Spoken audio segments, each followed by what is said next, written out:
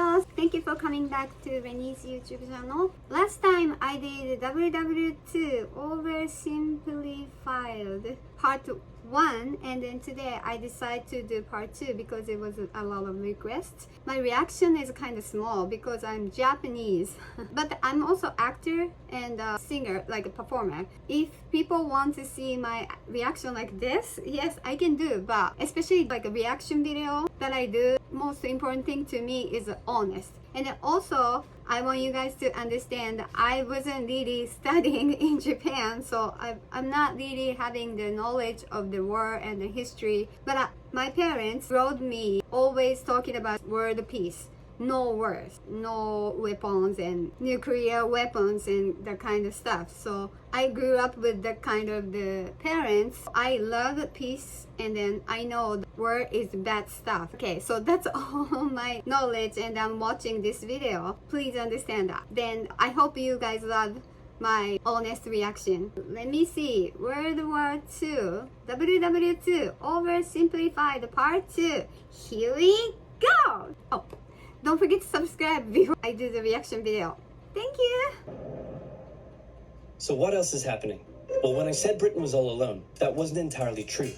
Many Commonwealth nations and other Allied colonies had joined the war in Britain's support. They would play a key role throughout the war, particularly in the African and Italian campaigns. On the Axis side, Germany, Italy, and Japan signed the Defensive Tripartite Pact, bringing their military alliance even closer together. The Soviet Union's war against Finland should have been an easy victory, but it became a humiliating struggle, and their military ineptitude was put on full display. In the end, they did force the Finns to sue for peace. Then, they continued their honorable campaign of pushing around much smaller countries by annexing the Baltic states and part of northern Romania. France's colonies in equatorial Africa were like, heck no, we aren't going to join the Germans, and they all pledged their allegiance to free France, except for Gabon, which had to be taken by military force. The Allies also tried to capture the strategic port of Dakar, but that ended in failure. Mussolini had seen Hitler's successes, and he thought now it was Italy's time to shine, so he tried to take British Somaliland, and that went pretty well. Then he tried to take Egypt, and that went less well. Then he tried to take Greece, and that went really badly. Churchill began referring to Italy as Europe's soft underbelly. He began favoring a military campaign from the south and started sending British troops to Greece. All of this had Hitler pretty concerned, and he moved to protect his southern flank. He had been getting friendly with Hungary and twisted their arm into signing the Tripartite Pact and joining the Axis powers. Romania was also eager to join for protection against the Soviet Union. The Tripartite Pact was designed to prevent any other countries from deciding to join the Allies, specifically Britain's old ally, the pesky United States of America. When war first broke out, American public opinion was strongly against joining in. In 1940, there was an election. The Republican candidate said, "I will not send any young Americans to die in Europe." And sitting President Franklin D. Roosevelt said, "I will also not send any young Americans to die in Europe. Unless I have to, then I might." And Roosevelt won. Churchill asked him to join the war, but Roosevelt said, "No can do, Winston. But you know what? Here, have some weapons." America began supplying the Allies with food and munitions, but there was one problem. German U-boats were sinking thousands of Allied supply ships in the Atlantic, including American ones. If the Germans could sever Britain's supply line, the UK would starve. Throughout the war, the Allies had to come up with better technology to fight the U-boats. Improved radar, aircraft with longer range, better weaponry and convoy tactics. At one point, a man even called a meeting and said, "Pykrete, you take some wood, you take some ice, you put them together, you get pykrete." And then he pulled out a gun and shot some wood and it shattered. And then he shot some pykrete and the bullet ricocheted off it and hit someone else in the conference room. Then they tried to make a pykrete aircraft carrier, but that idea was scrapped because that's a really dumb idea. In the end, Alan Turing and his team of codebreakers cracked Germany's Enigma code, and the U-boats gradually became less and less of a threat. Back in Africa, Britain decided to push Italy out of Egypt. Hey, that was pretty easy, so they kept going. Hitler realized he was going to have to finally step in and do something. He went to Bulgaria and Yugoslavia and said, "Hey, I'm going to move troops through you to get to Greece, so either join us or, be invaded." Bulgaria opted to join them. Yugoslavia opted to be invaded. Then Greece finally fell to the joint German-Italian invasion. The British had moved troops from North Africa to fight in Greece, which helped Rommel and his tank divisions push the British back to Egypt. And they could have kept going, but a small, mostly Australian force held out under siege for 8 months in Tobruk, denying the Germans a strategic port city and disrupting their supply line. Despite having some success in the Middle East, the British didn't seem like any real threat for now. Hey, Soviet Union, look out! With 3 million troops, Hitler launched the largest ground invasion in history, and Stalin was far from ready.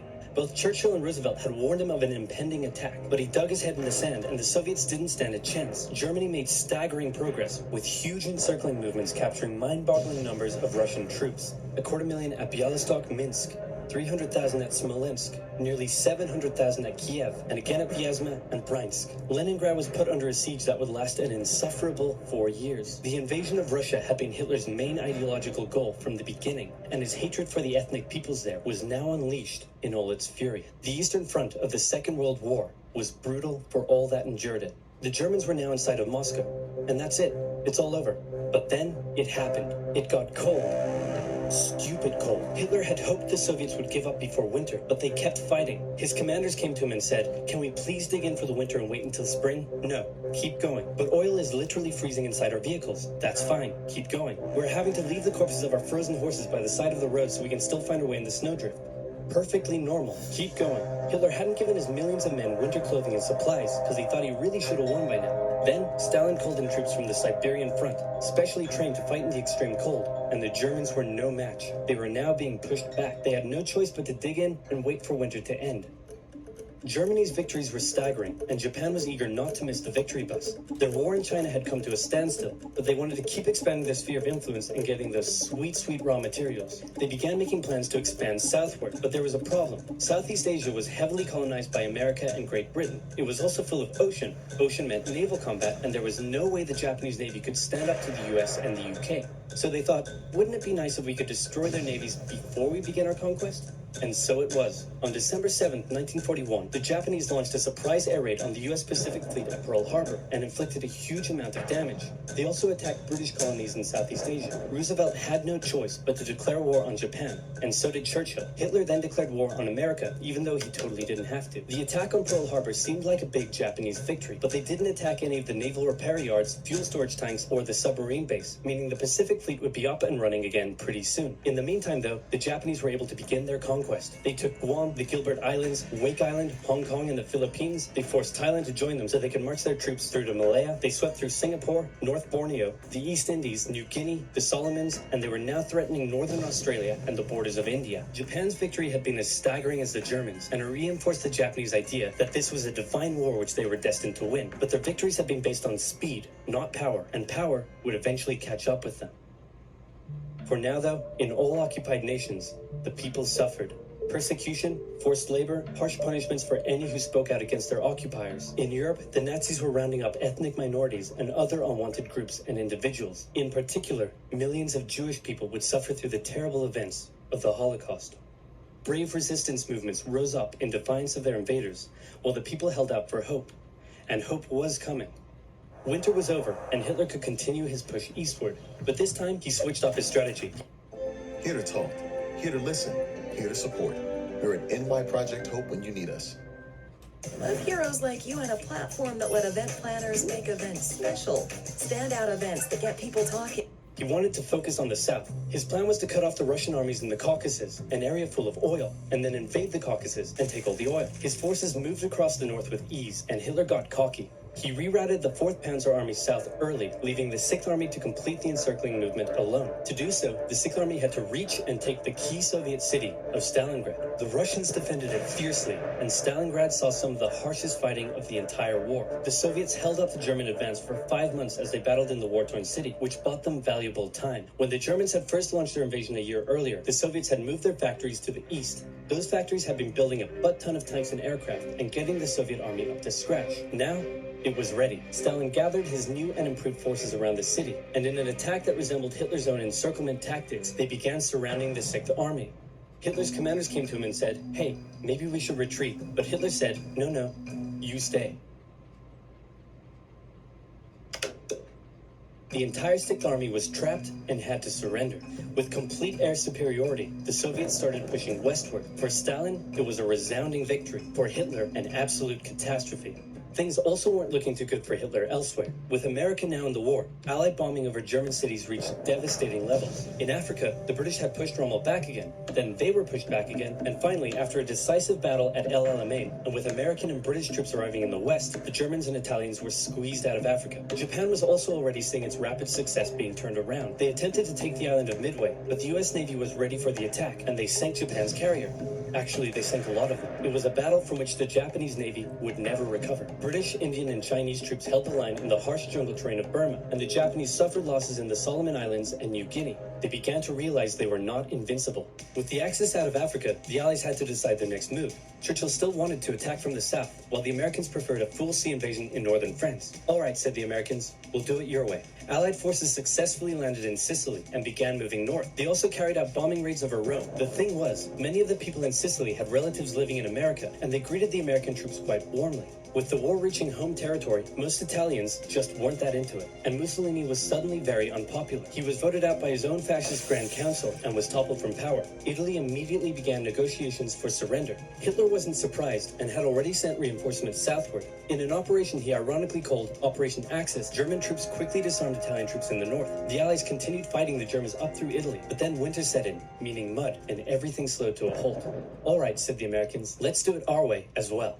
Germany had made itself a lot of enemies, and millions of Allied troops had been gathering in England as factories worked around the clock producing the war material needed for a super crazy massive, the likes of which the world has never seen before, invasion of Europe. The Germans knew an Allied invasion would come, but they didn't know where it would land. Thanks to Allied deception tactics, they thought there was a pretty good chance it would come at Calais, but the Allies were really going to land in Normandy because it was less fortified and the beaches were nicer. Under the careful planning of General Dwight D. Eisenhower, the invasion that had been long in the making was just about ready to go. Just one thing was preventing the launch: the British weather. For a short while, everyone sat around waiting for a decent day, and then it came. On the night of June 5th, over 1,000 bombers took off and raided coastline defenses, while paratroopers were dropped inland in a bit of a chaotic operation, tasked with sabotaging defenses and capturing key bridges to stop any German reinforcements from reaching the beaches. Early the next morning, the barrage came, as Allied ships fired a huge number of shells at the German fortifications, and then the landings. The Americans at Utah and Omaha, the British at Golden Sword, and the Canadians at Juneau. It was a tremendous struggle with a great loss of life, particularly at Omaha, but the Allied troops captured the beaches and the landings were a success.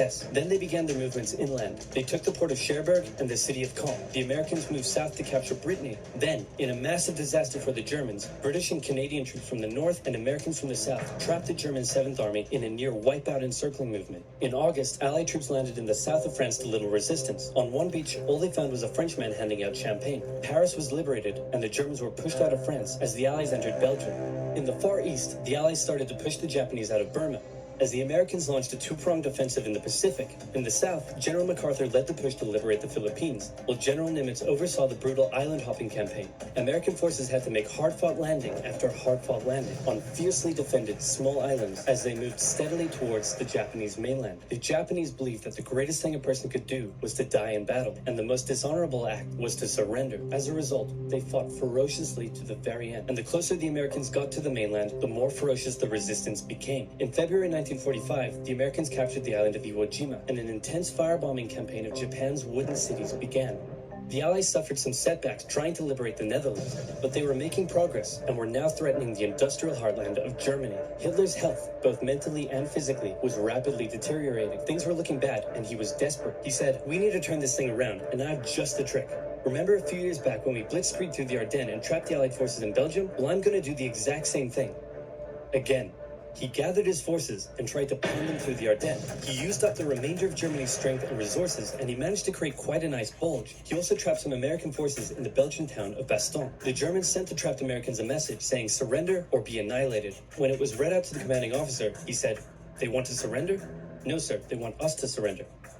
Nuts! And that's what they sent off as their official reply. General Patton's Third Army then managed to break the siege from the southwest, and the Germans were pushed back. Hitler's last-ditch attempt had failed, and what followed was a total collapse of the German forces. The Allies pushed into Germany from both sides. The Soviet Union took Warsaw and kept pushing to Berlin. In his bunker, Hitler realized all hope was lost. Berlin fell, and with it, Hitler's dreams of a great German empire. Two of the Axis nations had been knocked out. One to go. The Americans began their assault on Okinawa, the last island before they would reach the Japanese mainland.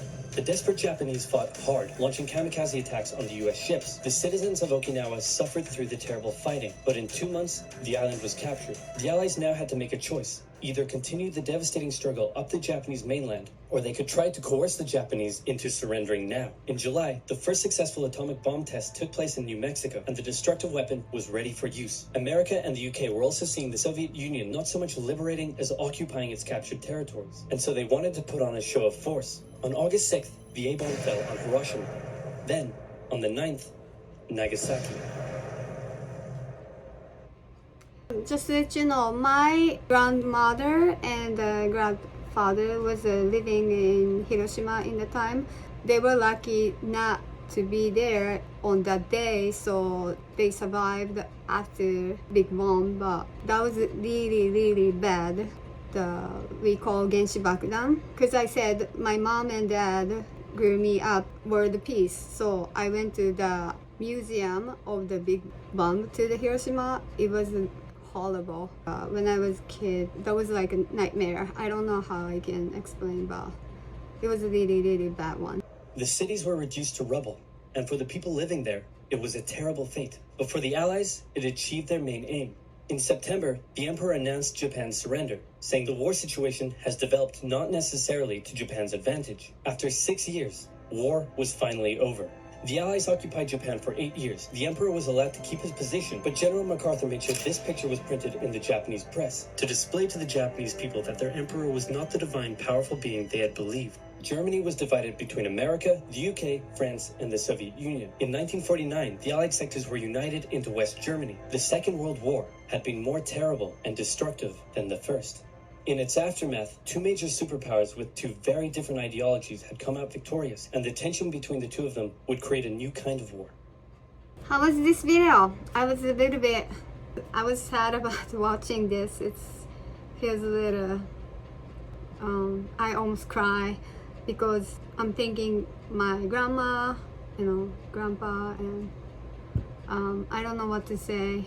It's just, I'm really hoping that we don't have to have this moment anymore. Like, can you imagine if your partner, your girlfriend or boyfriend, like dying with the war? That's the human being made. I think that's a horrible thing. Okay, how was this video? If you like about this video, please give me a like and don't forget to subscribe. My main channel, Magical Renny, I'm doing live streaming and then the international chat. That's very peaceful. I call you guys angels. They're all great people talking fun stuff. It's very far from these wars. I'm always thinking about world peace.